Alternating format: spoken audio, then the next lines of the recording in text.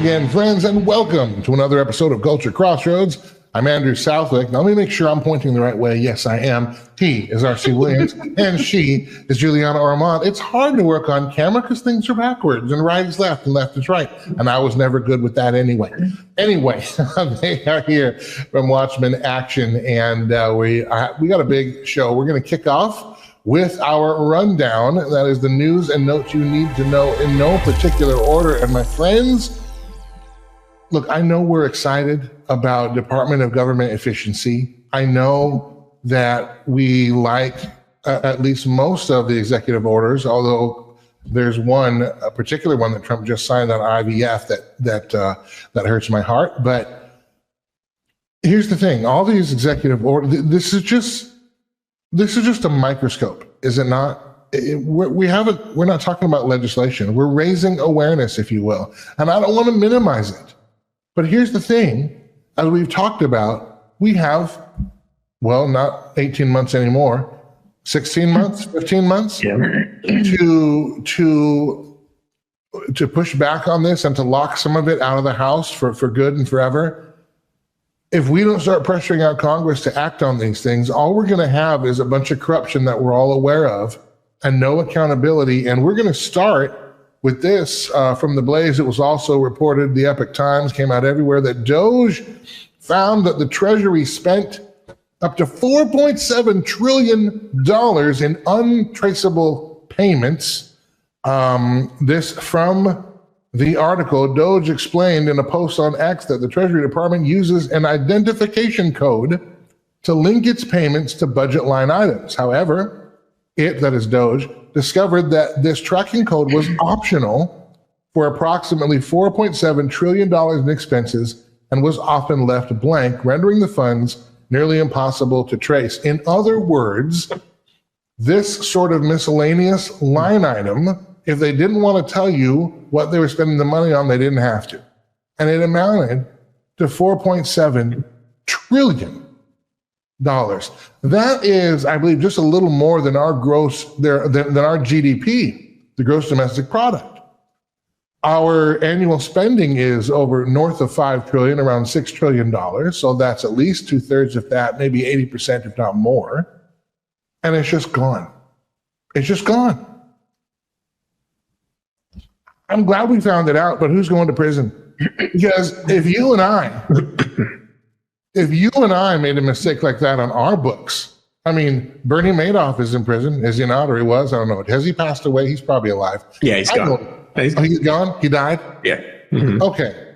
Well, he's dead. But he went to prison. He was found out. It was terrible. Everybody thought it was bad. He was cooking the books just like this. He was leaving line items blank. You know that. You or I do that, we're off by $10. They're sniffing us down at every corner we can have. They're hiring new IRS agents, blah, blah, blah. I know they're firing some too now. But at any rate, we can't get away with this. Personally, we can't get away with this in our business. We can't do any of this. And however, again, who's going to prison? Because this is not $100,000 that, paid for somebody's boat in a corrupt way. This is $4.7 trillion. And it's just poof, gone with the wind. Wow. That moment of silence was for the $4.7 trillion that's now gone, Andrew. The $4.7 trillion plus all the money that it would have made. Oh, right. So it's not just the $4.7 trillion. It's a lot more than that. Well, look, if they're okay with $4.7 trillion disappearing, I have an idea. Give it to me. I could spend $4.7 trillion and I would actually do more for our economy and the people of this country than the Treasury ever did with any dollar of that $4.7 trillion that they spent. Because I'd buy things. I'd give most of it away. We, the people, would use it effectively. Our government, for crying out loud, they're the only ones that can find a way to take our money out of our paychecks before we even see it, then to charge us for it at the end of the year and every month and every year thereafter. And then all of a sudden it disappears. It helps no one and hurts everyone. You know, Andrew, so Julianna and I were talking in the office last night about the Social Security thing. She's like, hey, did you know people that are 130 to 150 are getting payments. And it's like, when you talk about the misses, here's what else is interesting, Andrew. And you start to wonder, right? Let's put on our tinfoil hat for just a second. You start to wonder why things like COBOL, everybody should remember this, COBOL.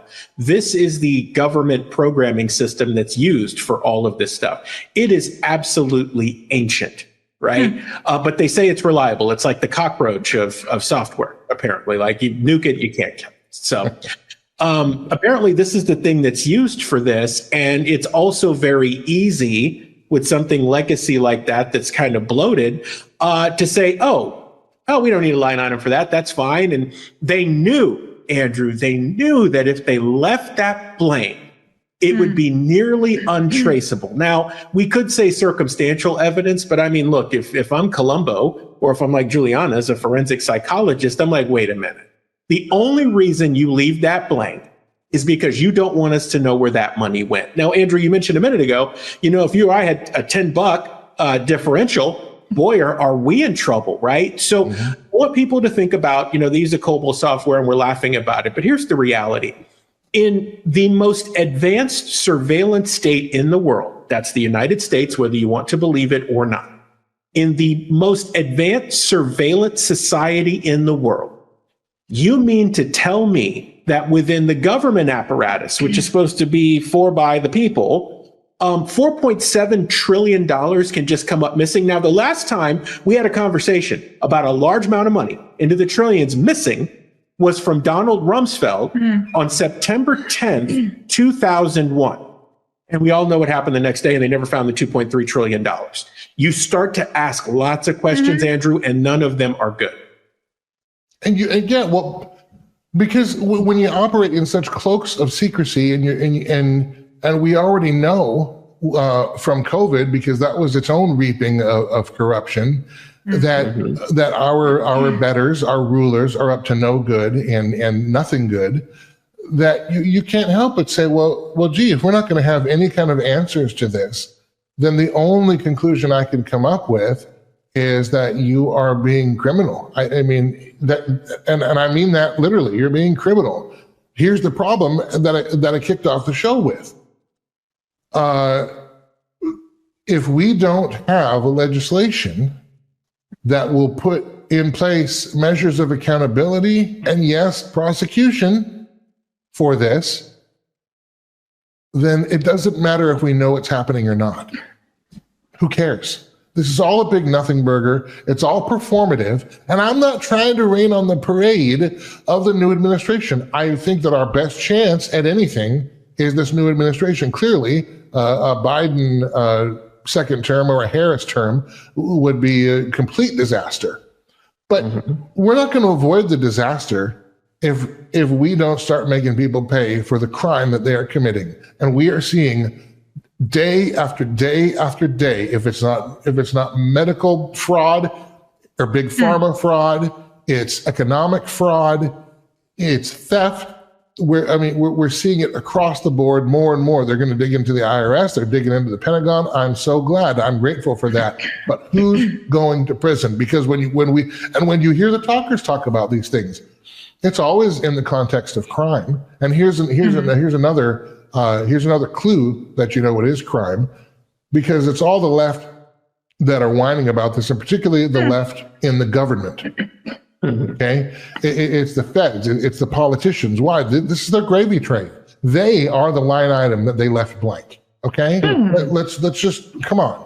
But if we don't bring them to accountability, this is all for naught. And we're going to say, wow, we had a great run of executive orders, and now they're all going to be switched back. But the thing is, the difference is, the left knows, the progressives know that when they get a chance to drive the train again, they now know that they do need to pass legislation to make this stuff law so they can get away with it forever. And it seems like at least the Republican Party, has no appetite to actually seriously do that. Now, I may be speaking ahead of myself, and I would love nothing more to be wrong. But again, unless people head to prison, this doesn't matter.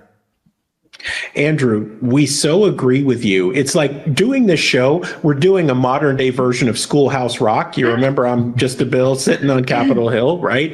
These executive orders, people are getting a fast and loose civics lesson, being honest, right? People need to understand there is a huge difference between an executive order, the swipe of a pen, and something enshrined into law by the lawmaking body. That's Congress, that's the Senate, and the House of Representatives. Andrew, you wonder if Trump is waiting for some of the special elections for Congress to get done so there are enough votes so that these things can be moved into bill form and hopefully eventually into law. But we've got a window that's closing rapidly. And if we don't get this part right, you're so right. The boomerang effect on this is going to be bad. It's going to thunk us in the head really hard. Mm-hmm. And look, if we're gonna blow 4.7 trillion through one line item at the Treasury, if we're going to give 5,000 to this taxpayer but not that taxpayer because we have 55 billion in savings, well, again, I look at that compared to 4.7 trillion and say kind of drop in the bucket. But okay, I get we're going the right way. These are still not spending cuts. These are still not tax cuts.